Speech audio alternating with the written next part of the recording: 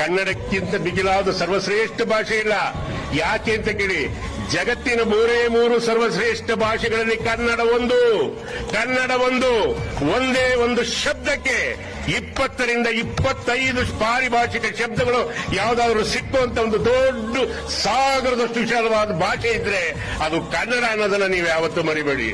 ನೃಪತುಂಗರ ಕಾಲದಲ್ಲಿ ಎಲ್ಲಿಂದ ಎಲ್ಲಿವರೆಗೂ ಇತ್ತು ಗೊತ್ತಾ?